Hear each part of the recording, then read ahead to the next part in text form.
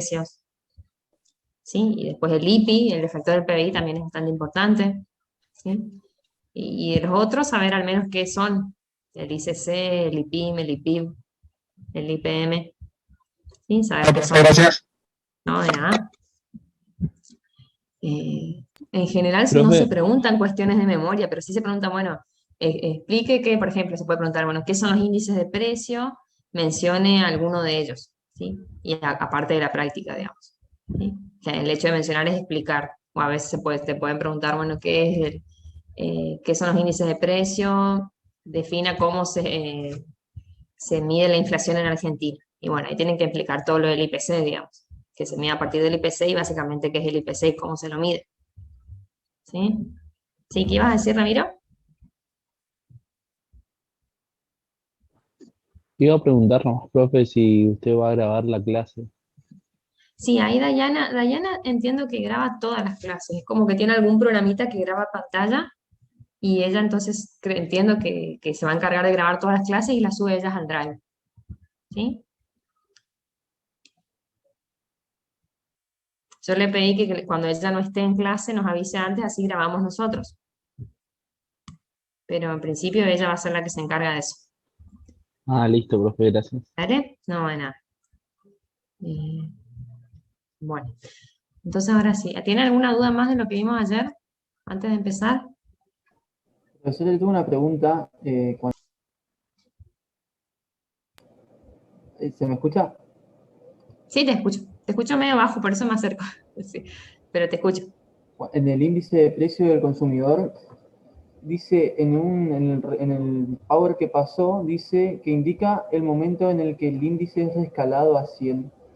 ¿Qué significa eso? Sí, eso hace referencia al periodo de referencia del año del índice. ¿En esa parte estás leyendo? Sí, sí. Sí. Bueno, porque lo que ocurre es que a veces, o sea, en general, en el año base siempre ocurre que el índice asume valor de 100, pero a veces se cambia el año base. ¿Sí? Ponele que tenés una serie, ¿no? Una serie de IPC, donde el año base era, digo cualquier cosa, no sé, diciembre del 2005, ¿sí? Y ponerle que por alguna razón deciden cambiar de año base.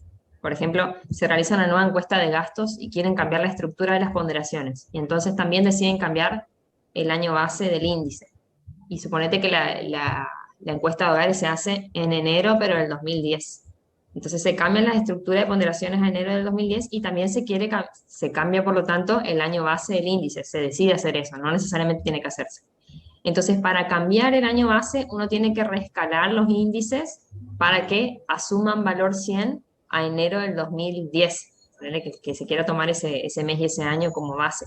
Entonces se reescala, o sea, se aplica una formulita de forma tal que el índice asuma valor 100 en ese momento que vos querés y por lo tanto todos los otros índices cambian en consecuencia. Nosotros no damos, digamos, formas para reescalar índices, ¿sí? Sí, sí, Pero entendí. significa eso, que si uno quiere cambiar el año base, toda la serie hay que hacer el cambio de toda la serie, digamos, para que el momento donde uno quiera suma valor 100 y todo el resto cambie en consecuencia también. ¿Sí? Sí. ¿Se entiende? Sí, básicamente creo que si no me equivoco lo que se hace es tomar la serie original, se la divide por el valor de la serie del año base y se la multiplica por el valor de la serie al año que se la quiere llevar al año base. Algo así, era un cociente entre esas dos. No me acuerdo cuál iba en el numerador y cuál en el denominador, pero era algo así. ¿Sí? Pero bueno, básicamente es igual, nosotros no lo hacemos, digamos, eso se hace en los que siguen la carrera de economía, después lo ven en indicadores económicos. Pero eso es lo que significa. ¿Sí? ¿Hay alguno de economía acá en esta comisión? Yo, profe. Yo sí, yo contador, pero pretendo cambiarme de carrera. ¿Está queriendo cambiar? Yo estoy en la licenciatura. También, son 3, está buenísimo. Yo también me había primero inscrito en contador, después me cambié, pero sí que están a tiempo. No, a veces algunos hacen las dos carreras, bueno, sí, como que uno va descubriendo qué es lo que le gusta en el ciclo básico, ¿no? Bueno, empieza la clase entonces. Vamos acá. Bueno, me voy a tapar yo. Espera un cachito. Bueno, ahí supongo que ven bien la PPT, ¿sí? Entonces vamos a ver, dentro de lo que es índices de precio, cómo se lo utilizan para medir pobreza e indigencia, ¿sí?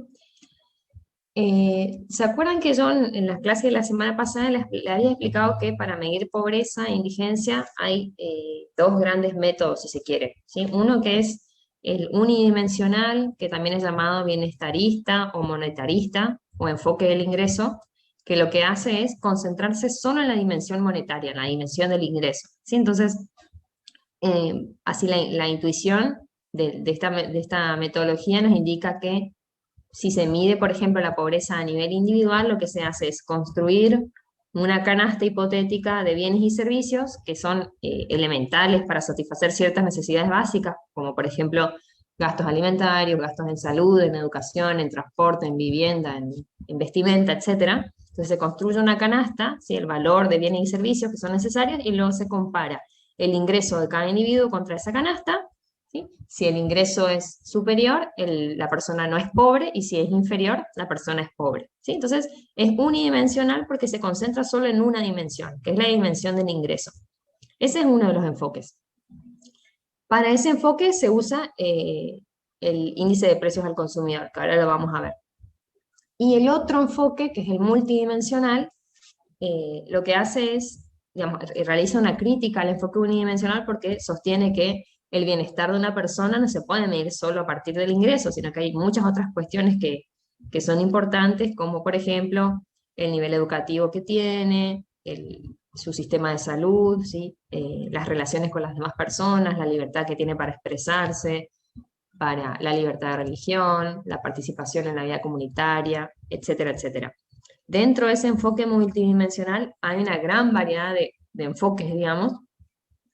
Dentro de ella está el enfoque de los derechos humanos, por ejemplo, el enfoque de las necesidades básicas insatisfechas, el enfoque de las capacidades de Amartya Sen, etcétera, etcétera. ¿Sí? Así que eso es como un bagaje muy grande teórico, que para el que le interesa les puedo pasar bibliografía. Acá no lo damos a fondo porque nos vamos de tema, digamos, pero al menos los menciono, ¿sí? Al final del slide de esta clase yo les puse algunos links para los que les interesa, donde se describe, o sea, donde pueden encontrar información sobre esos métodos de pobreza multidimensional, ¿sí? Pero bueno, dicho todo eso, nosotros nos vamos a concentrar en la medición según el enfoque unidimensional, ¿sí? ¿Por qué hacemos eso? Porque en Argentina la pobreza se mide de esa forma, ¿sí? Como dice acá en el slide, la medición de la pobreza en Argentina se realiza de forma semestral y se realiza por el método indirecto o unidimensional, que también lo llamamos enfoque del ingreso, ¿sí? Entonces, como ya les expliqué, ¿en qué consiste el enfoque del ingreso? Comparamos el ingreso de la persona o del hogar, ¿sí? Porque la pobreza y la indigencia la podemos medir a nivel de hogar o a nivel de persona, ¿sí? A nivel individual. Entonces, compara el ingreso contra umbrales mínimos de ingreso que están determinados por la línea de pobreza para el caso de la pobreza y por la línea de indigencia para el caso de la indigencia, a partir de los cuales se considera que la persona o el hogar satisface ciertas necesidades básicas. Ahora vamos a ver, ¿sí? Cuando hablamos de pobreza, esto se relaciona con necesidades básicas totales, y cuando hablamos de indigencia se relaciona con necesidades básicas alimentarias. Entonces, según este método, lo que vamos a hacer es definir a las personas como no pobres, pobres o indigentes, ¿sí? Los no pobres son los que satisfacen, los que llegan a un ingreso que es superior a esa línea de pobreza. Los pobres son aquellos que no tienen ingresos que son suficientes para acceder a ese conjunto de bienes y servicios que forman la canasta básica total, que es lo que dice acá, ¿sí? Y los indigentes son las personas o los hogares que no poseen ingresos suficientes ni siquiera como para acceder a lo que se llama la canasta básica alimentaria. ¿Sí? ¿Qué es la canasta básica alimentaria y qué es la canasta básica total? La canasta básica alimentaria es un conjunto de bienes que se relacionan con un conjunto mínimo de requerimientos proteicos y nutricionales, ¿sí? Es decir, si ustedes entran a la página del INDEC, yo no le copié acá toda la info, pero lo pueden ver ustedes, van a ver que hay unas tablas en lo que es medición de pobreza, donde hace referencia a las personas según género y según edad, y se establece para el INDEC qué requerimientos proteicos y nutricionales son necesarios para cada tipo de persona, ¿sí? tantas, no me acuerdo en qué unidad está expresado, pero bueno, tantas proteínas por mes, por decir algo, ¿no? Calorías, creo que dice, profe. Kilocalorías, tenés razón, está buenísimo. Entonces, en términos de esa unidad de medida, ¿sí?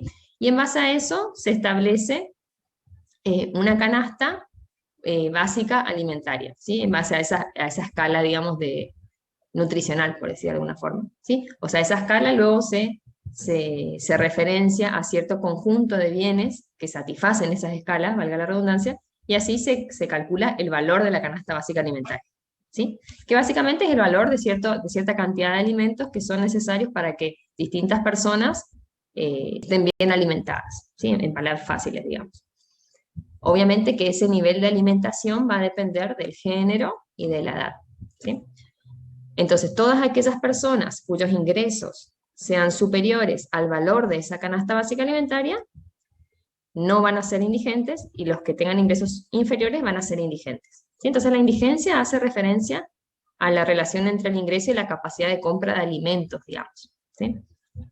Y con referencia a los pobres, hablamos de la canasta básica total, ¿sí? ¿Qué es la canasta básica total? Es un conjunto de bienes y servicios que son necesarios para satisfacer ciertas necesidades que son consideradas como básicas en una economía, ¿sí? O que son consideradas como necesarias para el desarrollo de esa persona en esa sociedad, ¿sí? Bueno, y vamos a ver que nuestra canasta básica total incluye tanto lo que es alimentos, como les decía antes, gastos de vestimenta, gastos de mantenimiento y reparación del hogar, gastos de transporte, comunicaciones, etcétera, etcétera, ¿sí? Entonces, la metodología de cálculo es eso que les explicaba, ¿no? Calcular una canasta básica alimentaria y una canasta básica total. Entonces, se define una canasta básica de alimentos, un conjunto de bienes que satisfacen necesidades nutricionales que toman en cuenta hábitos de consumo predominantes para cada economía, ¿sí? A esa canasta la solemos llamar CBA. El valor monetario de esa canasta es la línea de indigencia, como les explicaba antes, ¿sí? Y para calcular la línea de pobreza, ¿qué se hace? Se extiende esa línea de indigencia agregando los otros bienes y servicios que son esenciales, pero que no son alimentarios. Y así se conforma la canasta básica total. Acá está la fórmula de cálculo, ¿sí? Tenemos, con las equivalencias esas y toda la cuestión de los requerimientos nutricionales, se calculan los gastos alimentarios, ¿sí? Y luego se calcula un indicador, digamos, que se llama el coeficiente de Engel, ¿sí? Donde el coeficiente de Engel se calcula como el cociente entre los gastos alimentarios y los gastos totales de un hogar, ¿sí? Y de esa forma se calcula la CBT, que es la canasta básica total. La canasta básica total se calcula tomando en cuenta el valor de la canasta básica alimentaria previamente calculada y se lo multiplica por la inversa del coeficiente de Engel, ¿sí? Es decir, por gasto total sobre gasto alimentario. De esa forma la CBA con el gasto alimentario se cancelan y nos queda el gasto total, que es lo que queremos para poder evaluar la canasta básica total, ¿sí? Bueno, estas tablas sí las saqué en el index, y acá pueden ver, como les decía antes, ¿no? Los requerimientos nutricionales van a ser diferentes según la edad, el género y la actividad que realizan las personas también. Entonces lo que se hace es como una escala para reflejar las características que tiene cada persona en relación con esta cuestión nutricional, ¿no? Entonces lo que hace el INDEC es, tiene estas tablitas que las utiliza justamente para calcular la pobreza a nivel individual y a nivel del hogar. Así, por ejemplo, la persona que es tomada como referencia para el cálculo de la pobreza y de la indigencia, se lo llama el adulto equivalente, ¿sí? Que es una persona, un varón, que tiene entre 30 y 60 años y que tiene una actividad moderada, así lo define el INDEC. Entonces fíjense que en esta tabla, para los varones que están entre 30 y 60 años, las unidades de adulto equivalente valen 1. ¿Sí? Esto es como una escala que se hace para poder hacer comparable la medición, primero de la canasta básica alimentaria, y después la canasta básica total se calcula utilizando la inversa del coeficiente de Engel. Entonces, este tipo de personas asumen 1, o son la persona de referencia, digamos, dentro de la medición de la indigencia. Y después, a cada una de los otros tipos de personas, mujeres o varones, pero de diferentes edades, se los compara contra varones con entre 30 y 60 años, y se les da una escala, ¿sí? Por ejemplo, Si comparamos varones, pero un poco más jóvenes, que los varones que están entre 30 y 60 años, se supone que tienen requerimientos nutricionales relativamente más altos, ¿sí? Porque le asignan un número relativamente más alto, 1,02 en comparación con 1. ¿Sí? Ahora, si comparamos los varones de esta edad contra las mujeres, vemos que las mujeres tienen necesidades nutricionales y proteicas relativamente más bajas, ¿sí? Porque la escala es relativamente menor en comparación con los varones. Y así para cada una de las edades o tramos de edades y para cada uno de los géneros, ¿sí? Ustedes pueden preguntarse, bueno, ¿de dónde salen estas escalas? Si ustedes miran en los informes de pobreza, en el informe metodológico del INDEC, digamos, hay otra tabla que yo no puse, donde explica cuáles son los requerimientos en términos de kilocalorías, etcétera, etcétera. Sí, que nosotros nos vamos a poner a ver todo eso, pero tenemos que saber mínimamente cómo se calcula esto, ¿sí? Entonces, en definitiva, la persona de referencia o el adulto equivalente de referencia es el varón entre este rango etario, y las demás guardan cierta relación con el varón, con el adulto equivalente, ¿sí? Y ahora vamos a ver para qué sirve esto del adulto equivalente. Ya les voy a explicar. Bueno, acá simplemente explico que hubo un periodo donde se discontinuó la medición de pobreza, la medición y la publicación de los indicadores sobre pobreza e indigencia en Argentina, porque, bueno, lo que ya les había comentado, así que el DEC estuvo intervenido un tiempo, y luego se decidió hacer una revisión metodológica del índice de precios al consumidor. Vamos a ver ahora cómo juega el índice de precios al consumidor dentro de lo que es la pobreza, ¿no?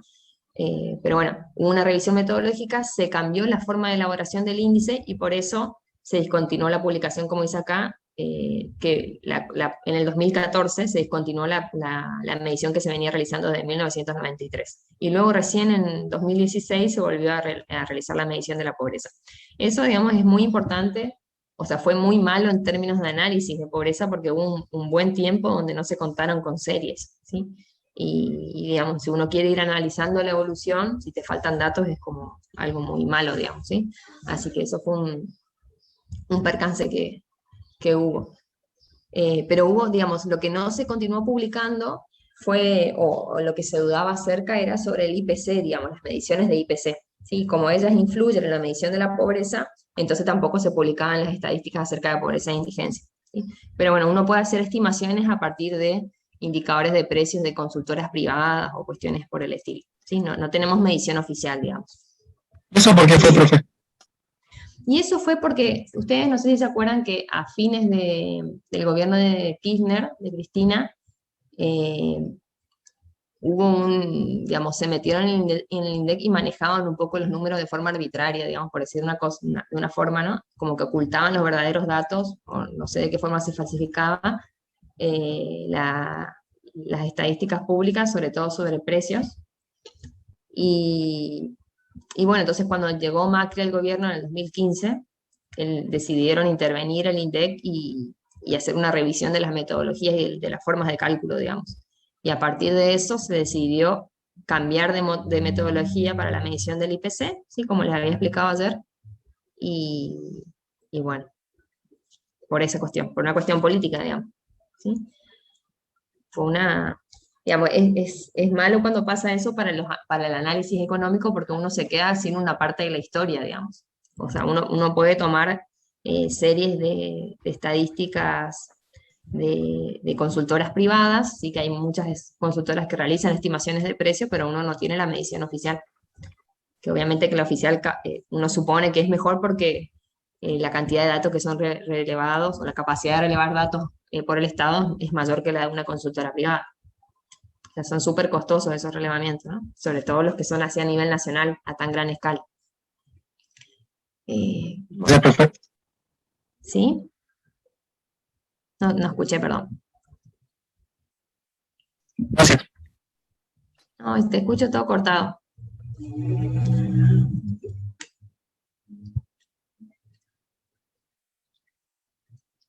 Si querés escribir en el chat, si no, porque no se te escuchó. Ahí estás. Ah, tenés mal internet. No, de nada. Bueno, esperen que se me colgó a mí ahora la pantalla. O sea, me gusta mostrarles así porque entiendo que lo ven más grande la pantalla, pero a veces se me tilda y no puedo seguir avanzando. Y Eso no está bueno. Esperen un poco. Le preguntaron algo en el chat. Dale, dale. Ahí miro. Gracias. Ahí está. ¿Cuáles son los montos de las canastas? Ahora vamos a ver justo eso. Les voy a mostrar primero algunos datos y después vamos a hacer algunos ejercicios para terminar de entender cómo se calcula, cómo se mide la pobreza y la indigencia. ¿Sí? Vamos a ver datos ahora actuales. Entonces, acá esto saqué del INDEC, ¿sí? No me olvidé de poner la fuente. Fíjense, tenemos el 2016 al 2020, fíjense cómo la publicación es de forma semestral, ¿sí? Y tenemos medida pobreza e indigencia para los hogares y para las personas. ¿Sí? Entonces, ¿esto qué nos dice? Miremos la del 2016 y la del 2020, la primera y la última, digamos. Esto nos dice que al segundo semestre del 2016 existían el 21,5% de los hogares de Argentina eran pobres, y eso implica que el 30,3% de las personas eran pobres, es decir, que no accedían, tenían ingresos que eran inferiores a la canasta básica total, ¿sí? O sea, que no podían satisfacer ciertas necesidades que son consideradas básicas. Y el 4,5% de los hogares y el 6,1% de las personas eran indigentes, es decir, que sus ingresos no les alcanzaban ni para alimentarse adecuadamente, ¿sí? Eso era el 2016. Ahora miremos ahora, los últimos datos publicados son estos, al segundo semestre del 2020. ¿Sí? ¿Qué nos dice esto? Nos dice que, miren, este dato es muy duro, digamos, en términos de personas, o sea, en términos individual, el 42% de nuestra población es pobre, de las personas, y en términos de hogares el 30%. ¿Sí? O sea, de 10 personas, 4 son pobres. Y esto nos indica que el 7,8% de los hogares y el 10,5% de las personas son indigentes, es decir que de 10 personas, una de ellas no puede, tiene ingresos que son inferiores a la canasta básica alimentaria, es decir, que no le permiten ni siquiera alimentarse adecuadamente. ¿Sí? Profe, Sí. de acuerdo a los planes, por ejemplo, si una persona indigente cobra un plan, ¿ya no es más indigente? Y bueno, ahí depende. Los ingresos, ahora voy a explicar un poco más de dónde salen los datos sobre los ingresos para poder hacer la comparación. ¿Sí? Por un lado, capaz que fui muy rápido en la explicación ahora. Por un lado tenemos el valor de las canastas, ¿no? Donde las canastas son basémonos en la alimentaria primero, la canasta básica alimentaria. Entonces dijimos un conjunto de bienes alimentarios, mínimo, ¿no? Entonces se le da un valor a esa canasta y ese valor se va actualizando cada semestre en base a qué índice de precios se actualiza, en base al IPC, ¿sí? En base al índice de precio del consumidor. Por eso, esta es una aplicación de los números índice, digamos, porque usamos el índice de precio del consumidor para actualizar el valor de esa canasta básica alimentaria. Tenemos eso por un lado. Y a eso lo comparamos contra el ingreso de la persona. Analicémoslo a nivel individual.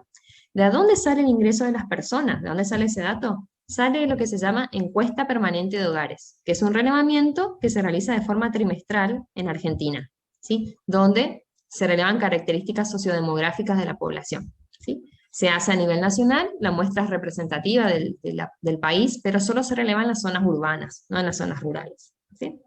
Y de ahí salen un montón de datos, como el género, la edad, el nivel educativo, el nivel de ingresos, se pregunta también si cobran planes sociales, pensiones, se releva si trabajan, si no trabajan, a dónde trabajan, qué tipo de trabajo tienen, etcétera, etcétera. Un montón de cuestiones, ¿sí? Que ustedes lo pueden googlear si les interesa.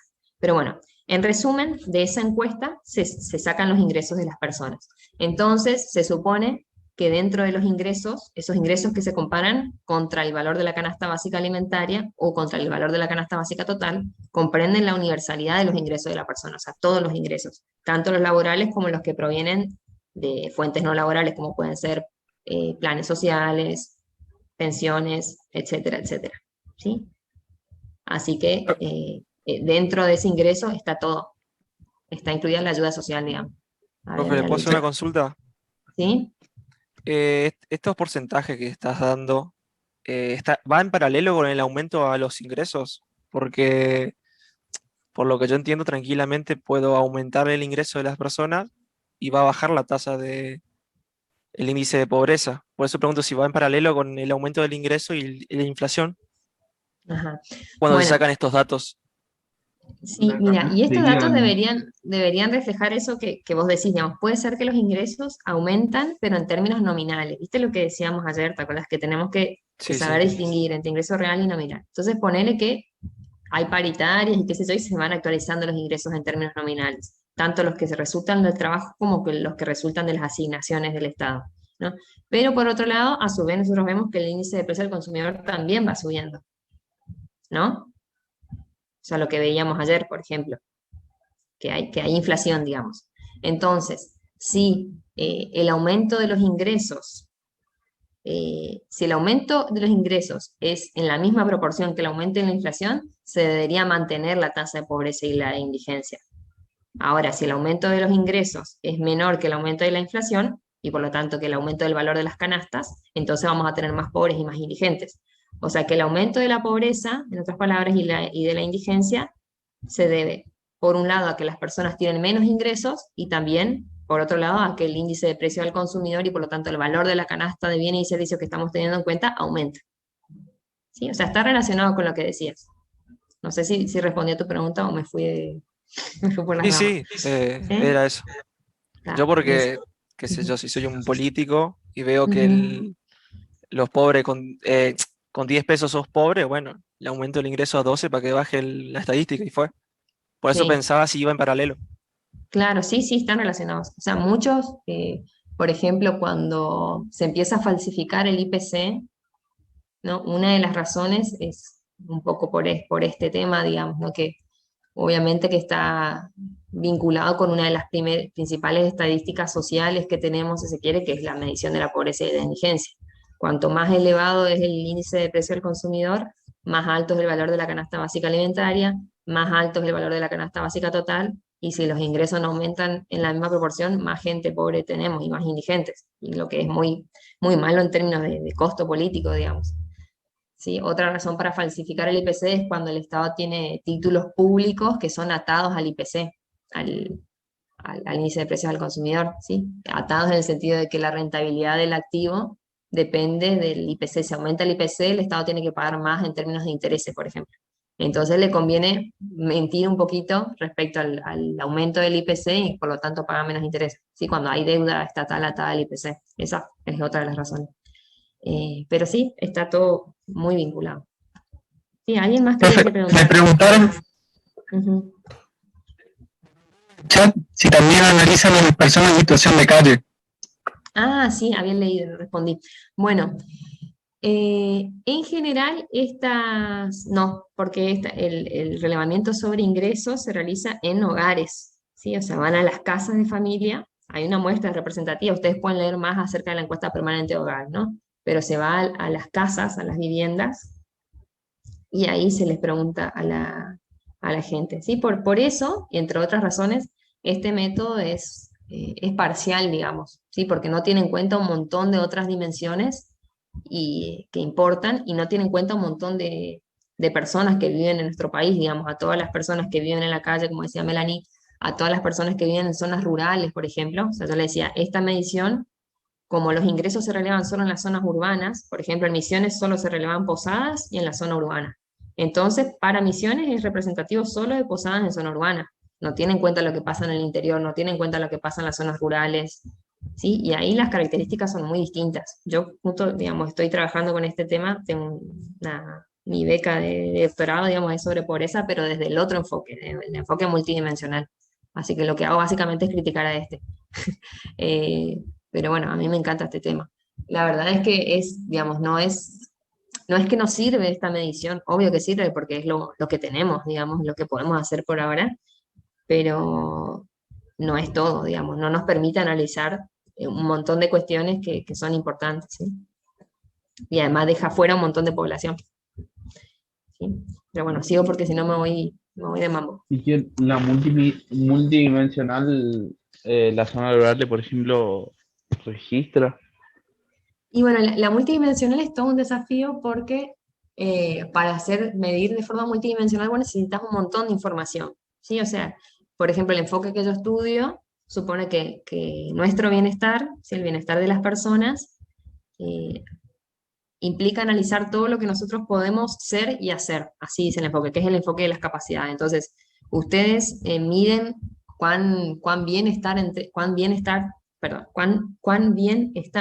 términos de bienestar, en base a, por ejemplo, si ustedes tienen la capacidad de estudiar, si están saludables, si están bien nutridos, si tienen un ambiente familiar bueno, si pueden acceder al empleo que les gusta, en buenas condiciones, si participan de la vida comunitaria o de su barrio, etcétera, etcétera. Digamos, como que tienen en cuenta un montón de cuestiones que en ninguna base de datos están, ¿sí? Entonces lo que se hace es tomar aquellas dimensiones como salud, educación, seguridad, Claro, etcétera, en etcétera, este país, en este país que la educación y todo eso es prácticamente sí, gratuita, todo, sí. es importante ese sistema en otros países más capitalistas donde todo es privado, Ujú. eh, la capacidad de ingreso lo más que tienen es la más definitoria que tiene. Ujú. Sí, y bueno, en otros países se realizan mediciones multidimensionales, ¿sí? Oficiales, digamos, ¿sí? En muchos países de Latinoamérica, en México, en Uruguay, después de donde más, en Bolivia creo que también, en Perú, ¿sí? Y acá en Misiones tenemos una medición multidimensional que la realiza el IPEC, pero bueno, también es medio, no dudosa, digamos, pero le falta un poco de trabajo metodológico, digamos. Pero bueno, en definitiva yo no quiero seguir explayándome porque no voy a terminar con lo que tengo para la clase de hoy. Son dos métodos que son complementarios, ¿sí? Por un lado, está bueno el enfoque del ingreso, porque tenemos datos permanentemente acerca del ingreso de las personas y los índices de precio, entonces nos permite ir analizando la evolución, ¿sí? Y además el ingreso es un indicador más o menos que nos sirve para medir ciertas cuestiones del bienestar de las personas, ¿sí? Pero para poder analizar de forma integral, nosotros deberíamos tener en cuenta muchas otras dimensiones, que todavía como país estamos como lejos de poder medir todas esas dimensiones, pero bueno, hay intentos de hacerlo, ¿sí?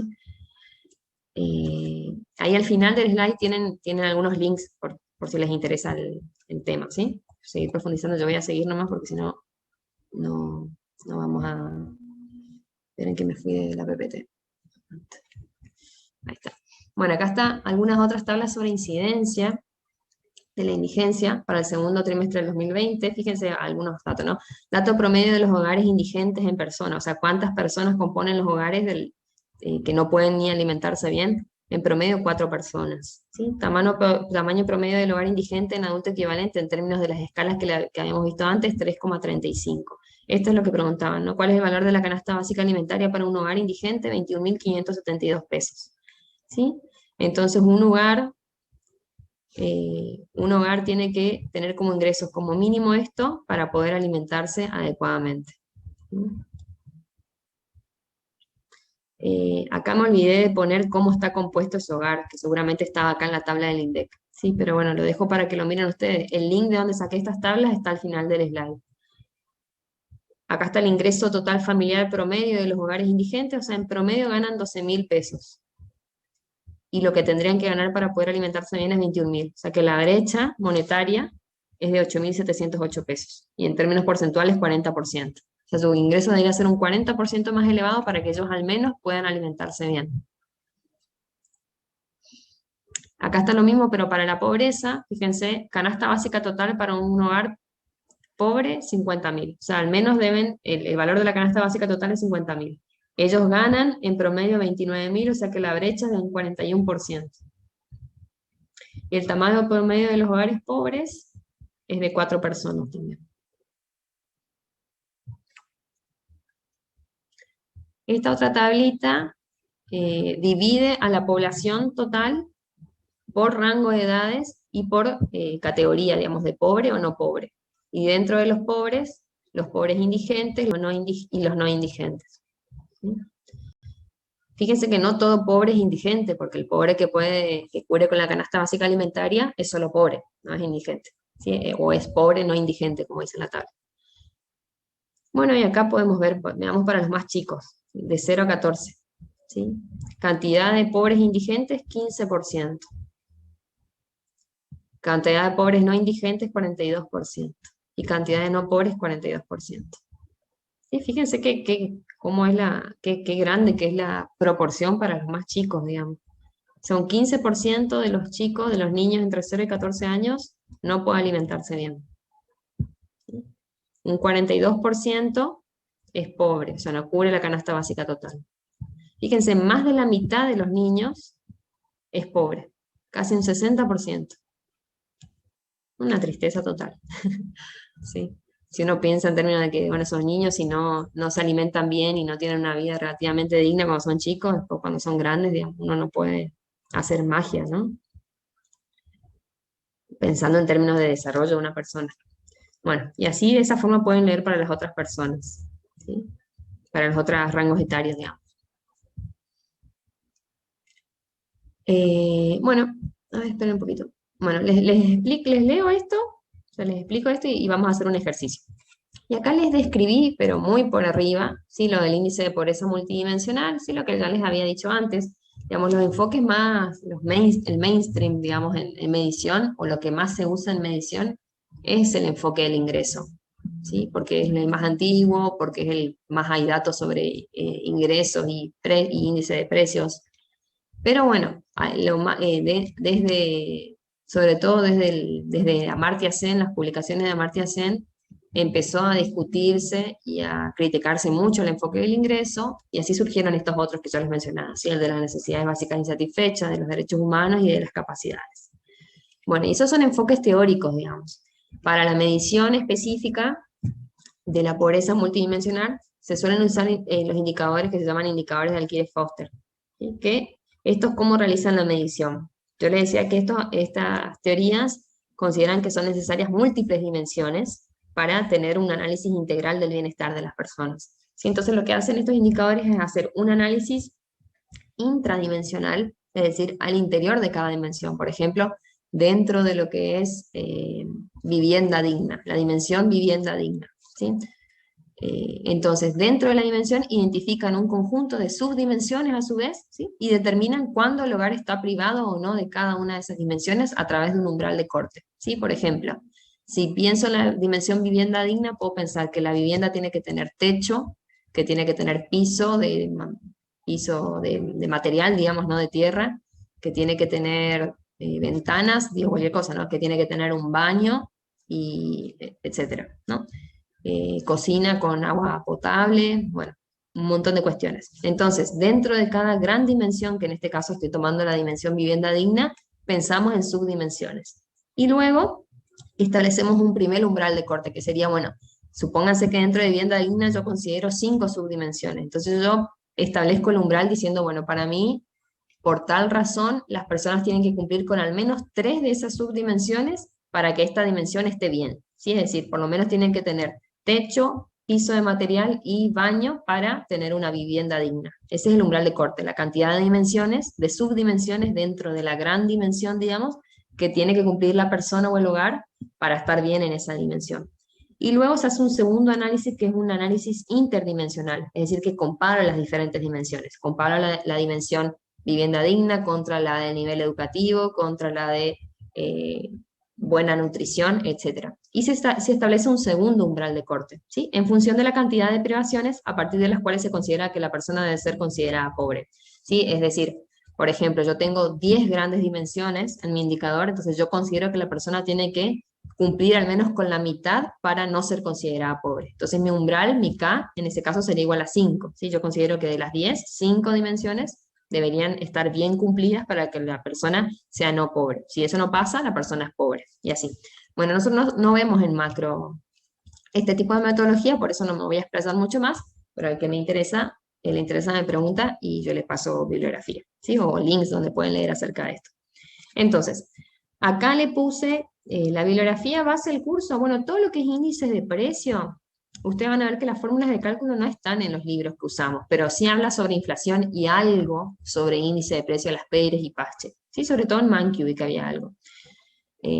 Pero bueno, pueden mirar en estos libros, y después están las notas metodológicas, ¿sí? Dentro del INDEC, todo lo que hace referencia a la medición del IPC, a la medición de creo que le puse la del ICC también, y acá está lo de pobreza, y acá le puse algo sobre pobreza multidimensional. Sí, la OFI, que es una institución que trabaja con pobreza multidimensional, y que es algo sobre el enfoque de las capacidades, por si les interesa. ¿Bien? Bueno, y ahora les voy a dar algo de práctica de pobreza, entonces. A ver, esperen un cachito.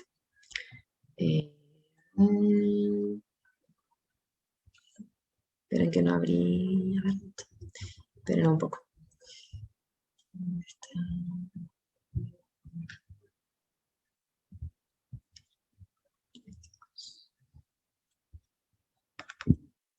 Bueno, si tienen la guía práctica a mano, estaría bueno.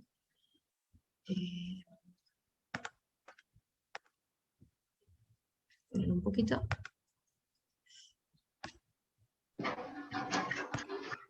Profesora, una consulta.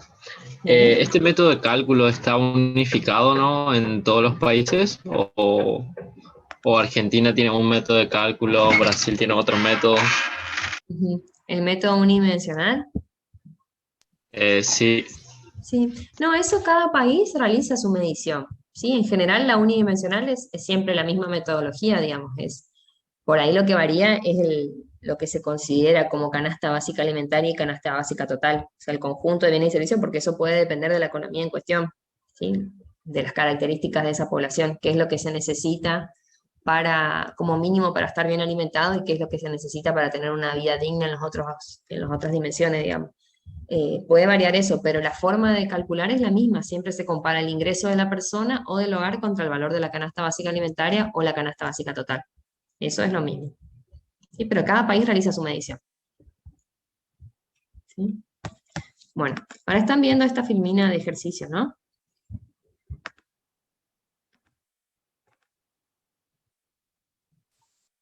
¿Sí? Sí, profesor. Sí, sabe. Vale. Bueno, entonces, si ustedes tienen la guía práctica, ustedes pueden ver, bueno, el ejercicio 20, o sea, quiero que vayamos viendo de los índices de precios, desde índices de precios, que ustedes se den cuenta que ya hicimos los ejercicios de la guía, digamos. El ejercicio 20, que es el primero, esperen, yo mejor les debería compartir el práctico, ¿no? A ver, aguanten un poco, este es el práctico. Ahora ven en Word, supongo.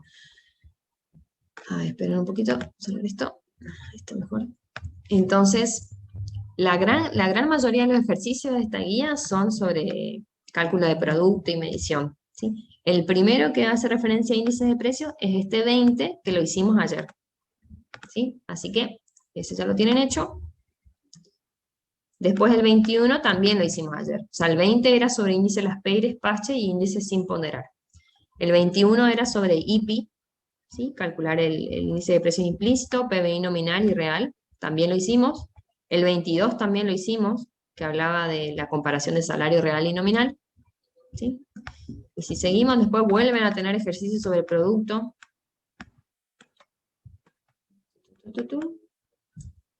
Y después tenemos sobre matriz insumo producto, que ahora les voy a explicar, y vamos a hacer los ejercicios. Ay, no hay ninguno de pobreza acá. ¿Qué pasó? Bueno. Qué raro que no hay ninguna pobreza acá. Bueno, no importa. Yo tengo un ejercicio de pobreza que no sé de dónde saqué entonces, pensé que estaba acá, pero vamos a darlo para que terminen de entender el tema entonces, ¿sí? Entonces les vuelvo a compartir. Esperen que hay algunos comentarios acá. ¿Cuánto tiempo nos queda? ¿Cuánto tiempo nos queda para la clase? No entendí la pregunta. Profe, por ahí la guía, o sea, se sacó la actividad de la otra guía, la más actualizada. No sé, porque esa es la única que tengo. A ver, espera un poquitito. No tengo otra guía. Bueno, no importa. La idea es que ustedes tengan un ejercicio hecho, ¿sí? ¿Cuánto tiempo nos queda para el Zoom? No, porque yo tengo una cuenta, con un par de profesores nos juntamos y pagamos la membresía, digamos, para poder dar clases tranquilos. Así que por eso no se preocupen. Tenemos ilimitado. O sea, hasta las 4, porque después tengo 2 hijos chiquitos y los tengo que cuidar. Así que es el ejercicio 22. Bueno, el ejercicio 22. Esperen que me perdí entonces. 22. ¿Por qué no me aparece? Esperen, ¿eh? No, el 22 habla de salario nominal real. Bueno, no importa, no vamos a perder tiempo viendo dónde estaba el ejercicio, vamos a hacerlo directamente, ¿sí? Entonces les voy a compartir de nuevo esta PPT y vamos a resolver directamente. Espérenme, que me pierdo entre PPT. Acá. Entonces, ya hicimos, vamos a ¿sí? Que yo lo tengo como ejercicio 20 la guía práctica, no sé, no importa, no se preocupen por eso. Acá está la consigna, así que lo podemos hacer bien. El ejercicio dice, si en enero del 2016 la canasta básica alimentaria de la ciudad de Buenos Aires para un adulto equivalente alcanzó los 1.312 pesos. Sí, ahí tenemos un dato. Entonces, CBA para adulto equivalente, 1.312 pesos. Y la canasta básica total ascendió a 2.408. Ahí tenemos otro dato. CBT por adulto equivalente, 2.408. Contemplando que una familia tipo equivale a 3,09 adultos. ¿Sí? ¿Qué quiere decir eso? ¿Sí? ¿Se acuerdan que habíamos visto las escalas? Y que para calcular la canasta básica alimentaria, nosotros no podemos sumar a todas las personas iguales en términos de requerimientos nutricionales porque son distintas las edades, distintos los géneros, distintos los requerimientos que tienen. Entonces, acá ya nos da la cantidad de adultos equivalentes, ¿sí? Si no, uno puede calcular. Acá yo puse la descripción. Si una familia tipo equivale a 3,09 adultos, ¿y de dónde sale eso? Según el INDEC, un hogar tipo 2 se compone por un varón de 35 años, que equivale a una unidad de adulto equivalente. Una mujer de 31 años, ustedes pueden mirar en la tabla después, que equivale a 0,77 unidades de adulto equivalente, un hijo, que equivale a 0,64 unidades de adulto equivalente, y una hija que equivale a 0,68. ¿Sí? Es decir que si sumamos todas las unidades de adulto equivalente del hogar, tenemos que suman 3,09. ¿Sí? Es como decir 3,09 personitas, si se quieren, ¿sí? O adultos equivalentes para realizar la medición. Bueno, entonces esos son los datos que tenemos. Valor de la CBA, valor de la CBT y cantidad de adultos equivalentes en la familia. ¿Sí? Entonces, lo que nos pide esta consigna es determinar el costo de la CBA y de la CBT para el hogar tipo 2, ¿sí? Acá está, compuesto por un matrimonio con una hija de 8 años y un hijo de 5 años. ¿Sí? Bien, entonces, ¿cómo hacemos eso? Es re fácil. O sea, para calcular la CBA lo que hacemos, como el valor de la CBA que nos da la consigna es para un adulto equivalente, multiplicamos esta CBA por la cantidad de adultos equivalentes del hogar, que es 3,09. Y eso es lo que hice acá. Entonces, CBA para hogar tipo 2, 1.312 por 3,09 me da 4.054 pesos, con 0,8 centavos. Entonces, interpreto eso. ¿Qué quiere decir? Eso quiere decir que un hogar tipo 2 que no cuente con esta cantidad de ingresos familiares, si tiene ingresos que son inferiores, ese hogar es considerado indigente según el método del ingreso. ¿Sí? Y si tiene ingresos superiores, hay que ver si es superior a la CBT o no. ¿Sí? Así que todavía no podemos decir nada acerca de pobreza. ¿Sí? Y para calcular la CBT hacemos lo mismo. Tomamos el valor de la CBT para el adulto equivalente, lo multiplicamos por la cantidad de adultos equivalentes, que es 3,09, y obtenemos el valor de la CBT para el hogar tipo 2, que es 7.440 pesos. ¿Esto qué quiere decir? Que el hogar tipo 2 que cuente con ingresos superiores a 7.440 pesos es no pobre, y el hogar que tenga ingresos inferiores es pobre. ¿Sí? Miren que es bien fácil, digamos. Lo único que hacemos es comparar el ingreso de la persona o del hogar contra el valor de la CBA y de la CBT. ¿Sí? Esperen que voy a leer lo que escribieron acá.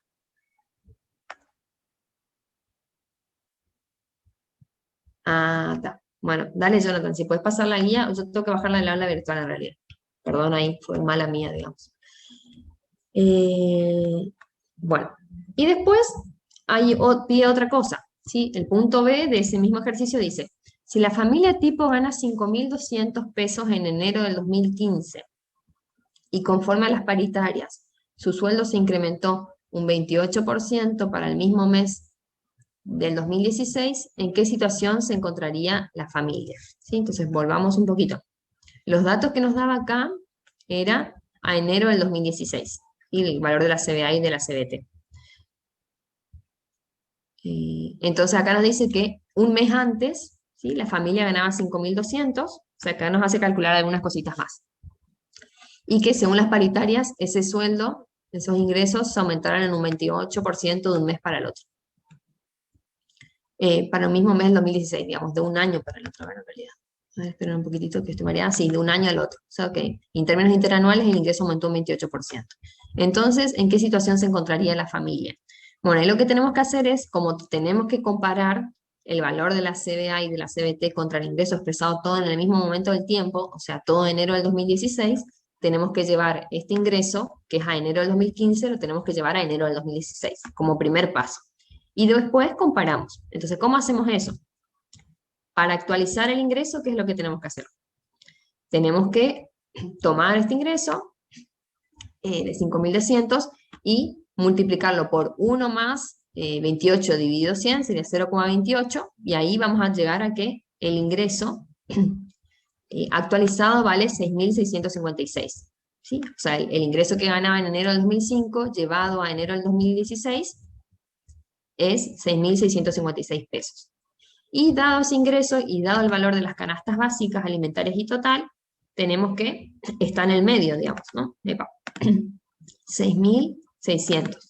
Entonces, fíjense que un ingreso familiar de 6.600 hace que la familia pueda acceder a la canasta básica alimentaria, o sea, no es indigente, pero es pobre, porque el ingreso está por debajo de la CBT. Así que llegaríamos a esa conclusión. Ese hogar no es indigente, pero sí es pobre. ¿Sí?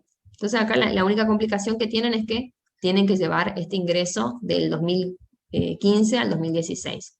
¿Sí? Por las dudas vamos a poner acá actualización